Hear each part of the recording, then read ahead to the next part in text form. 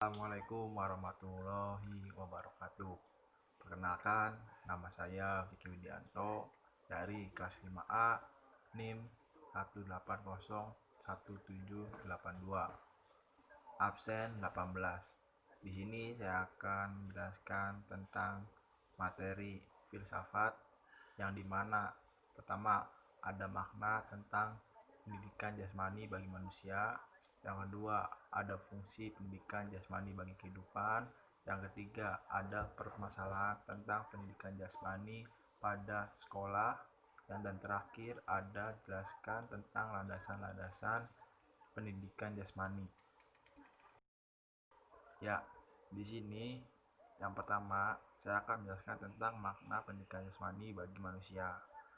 Kita harus tahu dulu pendidikan jasmani itu apa. Pendidikan jasmani adalah bidang kajian yang sangat luas, yang dimana titik perhatiannya adalah manusia. Nah, kita sebagai guru olahraga biasanya memberikan olahraga kepada siswanya dari kelas 1 sampai kelas 6. Nah, di mana kegiatan olahraga tersebut adalah untuk memberikan gerak kepada anak, yang dimana nantinya akan dilatih adalah fisik dan jiwanya dan tersebut. Nah, di sini saya akan menjelaskan tentang titik-titiknya pada pendidikan jasmani bagi manusia tersendiri. Pertama, pendidikan jasmani tersebut adalah kegiatan siswa yang dimana gerak pada tubuhnya itu melakukan bagian aktivitas misalkan jalan, aktivitas atau lari, jogging, meloncat, melompat, yang dimana siswa itu bisa melakukan gerakan itu sendiri. Yang kita beritahu contohnya dulu, misalnya kita melakukan loncatan, bagaimana nantinya siswa melakukan gerakan loncatan tersebut. Terusnya lari, gimana cara kita memberikan gerakan lari pada siswa yang benar dengan teknik-teknik dasar yang diberikan kepada siswa tersebut. Nah, lalu gerakan pada manusia tersebut tidak hanya untuk siswa juga, melainkan bagi semua orang yang sudah dewasa juga. Misalkan lansia yang biasanya sudah kaku melakukan gerakan, dimana kita juga sebagai olahraga harus bisa memberikan gerak-gerak yang sekiranya bisa dilakukan pada orang tua yang sudah lansia. Yang kedua, ada fungsi pendidikan jasmani bagi kehidupan, di mana fungsi tersebut memiliki tiga. Yang pertama, ada pembentukan tubuh, pembentukan prestasi, dan pembentukan sosial. Yang pertama, saya akan menjelaskan tentang pembentukan tubuh dulu. Nah, yang tadi saya sudah jelaskan, pembentukan tubuh sendiri kepada siswa ataupun orang-orang yang lain. Pembentukan tubuh itu adalah kegiatan atau bukan kegiatan sih sebenarnya, tetapi gerak tubuh pada manusia, yang dimana otot-otot yang kerja itu sangat besar. Misalnya kita bisa melihat jalan kaki. Jalan kaki itu membutuhkan tenaga dan otot itu bergerak. Loncat juga kita harus menggunakan kaki yang sangat kuat, karena dimana otot itu sendiri akan melakukan gerakan pada tubuh kita. Terusnya berlari itu kita membutuhkan otot dan tenaga yang sangat besar untuk melakukan kecepatan sangat cepat. Lalu yang kedua ada pembentukan prestasi. Nah, di sini prestasi anak bisa dilihat. Kenapa? Karena dalam pendidikan jasmani tersebut kita sebagai guru juga tidak hanya memberikan olahraga-olahraga yang sangat dasar, melainkan kita juga bisa bukan memaksakan, tapi mengarahkan pada siswa untuk melakukan prestasi sendiri bagi kehidupan anaknya tersebut. Misalkan kayak saya yang biasanya di bidang karate, saya memberikan gerakan dasar kepada anak, lalu misalkan saya bisa melihat gerakan anak yang sudah bagus, saya bisa menjaringnya atau mengambilnya anak-anak yang bisa melakukan kegiatan karate tersebut dengan melakukan prestasi kepada anak tersebut, yang dimana nantinya anak bisa melakukan gerakan yang biasanya tadinya dasar, nanti bisa lebih ada step by stepnya ke jenjang yang lebih bagus lagi. Nah, terus ada pembentukan sosial. Nah, dimana pembentukan sosial sendiri adalah si anak belajar berkelompok, belajar bersosialisasi dengan sekitarnya, misalnya di lingkungan, dengan teman-teman rumahnya, lalu di sekolah dengan teman sekolahnya, dengan adik kelasnya, dengan kakak kelasnya.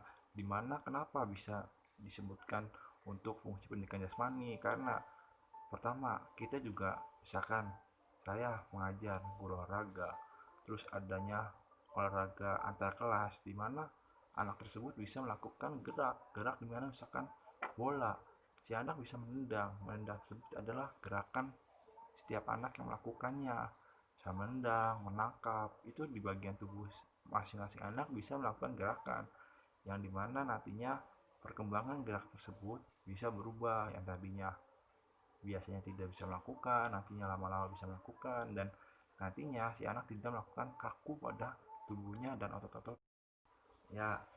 Terus yang ketiga, ada tentang permasalahan pendidikan jasmani di sekolah. Kenapa selalu ada permasalahan di pendidikan jasmani di sekolah? Yang pertama, kita bisa melihat siswa yang kelas 1. Kelas 1 di mana siswanya aktif, sangat aktif, yang membuat kita bisa melihat gerak si anak itu sangat cekatan, sangat banyak geraknya. Beda dengan siswa yang sudah kelas 6, yang dimana sistem geraknya itu sudah males-malesan. Jadi misalkan kita memberikan olahraga selama 30 menit, si anak kelas 1 biasanya sangat senang, sangat bahagia karena dia melakukan gerakan yang awalnya tidak bisa, tapi si anak kelas 1 itu cenderung melakukan kegiatan yang sangat aktif, yang dimana tersebut anak bisa memberikan gerakan-gerakan yang kita bisa lihat, kita bisa pandangi juga anak cekatan lah, dalam artian anak bisa aktif dalam tubuhnya sendiri. Beda dengan siswa yang sudah kelas 6, biasanya kalau sudah kelamaan melakukan kegiatan atau kelamaan sudah melakukan olahraga, biasanya anak bosan, mudah capek. Dan beda dengan kayak misalkan di kelas, kadang di kelas juga kalau misalkan udah faktor kewajiban si anak melakukan pembelajaran di kelas, yang misalkan anak yang misalkan di kelas misalkan beda dengan anak yang kelas 1. Kalau misalkan anak kelas 1 biasanya kalau misalkan kelama-lamaan di pelajaran di kelas itu mudah bosan. Beda lagi sama anak yang kelas 6. Kelas 6 sangat seneng di kelas tuh, karena ada setiap perbedaan dari kelas 1, kelas 2, kelas 3, kelas 4, kelas 5, kelas 6, ada perbedaan-perbedaan dalam kegiatannya. Makanya kita sebagai guru olahraga harus memberikan olahraga gerak yang membuat anak menjadi senang dan melakukan kegiatan olahraga yang sehat bagi jiwanya tersebut. Ya, yang terakhir ada tentang landasan bagi pendidikan jasmani, yang dimana landasan tersebut adalah integral dalam sistem pendidikan secara keseluruhan, bertujuan untuk mengembangkan aspek pertama, ada aspek kesehatan, kebugaran jasmani, keterampilan fisik dan kritis, stabilitas emosional, keterampilan sosial, penalaran, dan tindakan moral.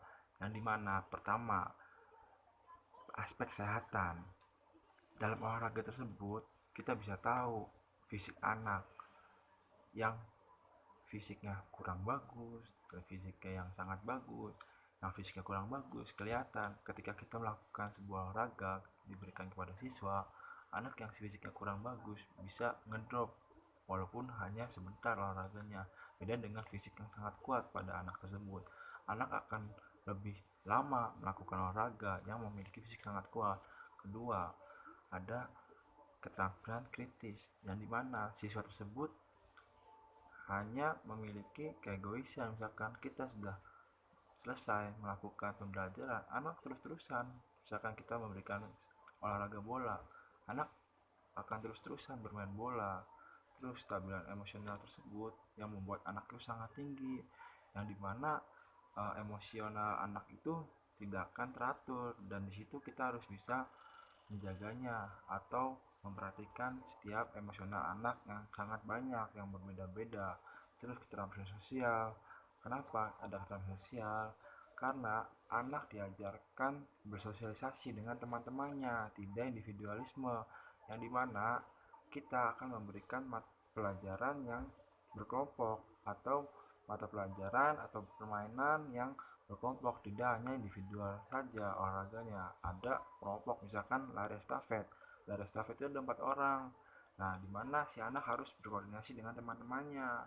Terus, penalaran dan tindakan moral. Kenapa ada penalaran dan tindakan moral?